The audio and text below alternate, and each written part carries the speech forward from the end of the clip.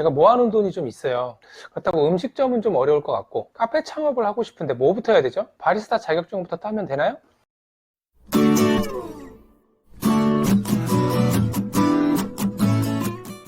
안녕하세요, 제이아빠입니다. 제가 지난주에 상담을 하면서 카페를 창업하시고 싶다고 하시는 분과 이야기를 나눴어요. 돈도 7천만 원 정도 모아놓으셨고, 이제 회사 생활은 비전이 없고 언젠가는 그만둬야 되기 때문에 창업을 하고 싶은데 음식점은 자신이 없고 카페를 해보고 싶다고 저한테 연락이 왔어요.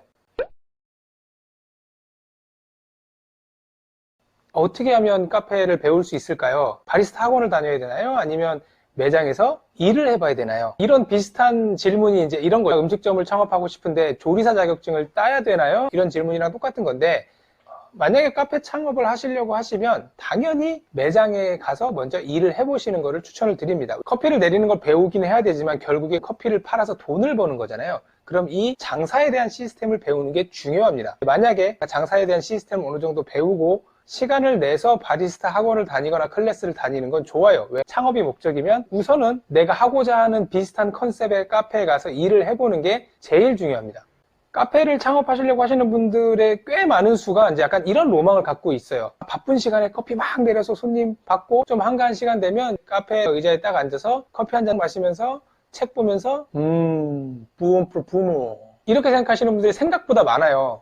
근데 그건 절대로 아닙니다. 매장에 할 일이 수십 가지 수만 가지입니다. 그런 거 할 시간이 없어요. 카페든 중국집이든 고깃집이든 어디든 똑같이 힘듭니다.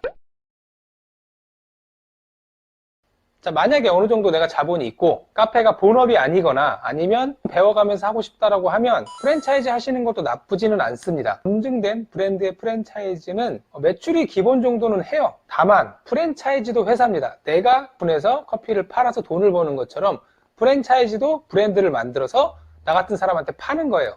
그리고 거기에서 돈을 받는 겁니다. 내가 혼자 하면 500을 가져갈 수 있는 걸 프랜차이즈랑 같이 하면 그게 200이 될 수도 있고 300이 될 수도 있고 때에 따라 100이나 마이너스가 될 수도 있는 거예요. 그거에 대한 어느 정도 리스크를 감안할 수 있으면, 그리고 처음이라면 어느 정도 인지도 있는 카페 프랜차이즈 창업하는 것도 나쁘지는 않습니다. 대략적인 창업 비용에 대해서 여쭤보시는데 이거는 굉장히 대답하기가 어려운 거예요. 내가 어떤 카페를 창업할지에 대해서 정해지는 게 제일 먼저예요. 내가 3천만 원이 있어요. 그럼 3천만 원으로 카페를 창업을 할 수 있습니다. 내가 어디에다가 얼마의 돈을 들여서 가게를 얻고 인테리어는 얼마를 투자하고 이거에 대한 컨셉이 잡혀 있으면 3천만 원으로 할 수 있어요. 근데 크게 예쁘게 커피도 비싸게 팔고 하려면 10억이 넘어갈 수도 있어요. 창업 비용이 얼마라는 건 솔직히 답이 없습니다. 이런 질문도 많이 하시죠. 그럼 커피 한 잔, 아메리카노 한 잔 팔면 내가 얼마가 남아요? 마진율이라는 거, 얼마가 남냐라는 건 내가 쓰는 돈에 비해서 아메리카노를 팔았을 때 얼마가 남냐고 계산을 해야 되는데 임대료가 다 다르잖아요. 그리고 인건비도 다 달라요. 원두도 비싼 거는 요즘 3만 원, 3만 5천 원 넘어가는 것도 있고 저렴한 건 2만 원 초중반대도 있어요. 어떤 원두를 쓰느냐에 따라 다르고, 이제 커피를 로스팅하는 걸 배전이라고 하는데 이 배전에 따라서도 똑같은 원두로 얼만큼의 커피를 추출할 수 있느냐도 다르기 때문에 어렵긴 하지만 그래도 스타벅스에서 공개한 자료에 따르면 이제 이 정도의 수익이 난다라는 거죠. 근데 이건 스타벅스 기준입니다. 사람이 항상 많다는 가정하에 나오는 마진율이고, 모든 사업에는 손익분기라는 게 존재하잖아요. 손익분기를 못 맞추면, 매출을 기본을 못하면 어차피 마이너스입니다. 하지만 대략적으로 내 뜻대로 장사가 잘 되면 이 정도 남게 세팅을 할 수 있다라고 생각을 하시면 될 것 같아요.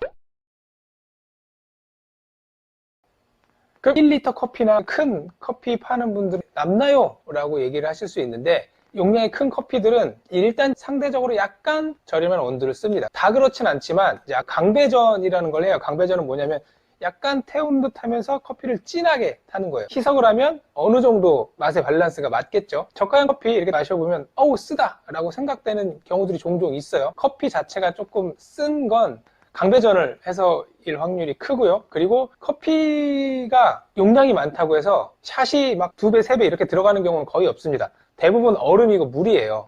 큰 커피를 판다고 해서 원가율이 그렇게 높게 들어가진 않습니다. 이미지죠. 우리는 똑같은 가격에 이만큼 준다.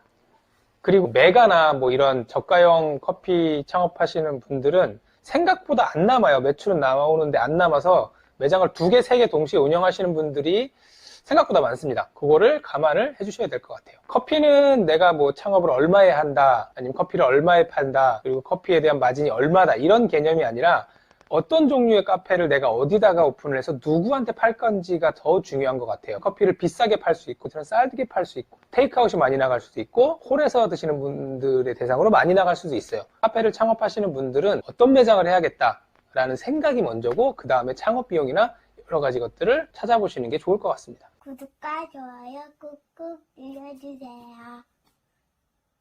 사랑해요.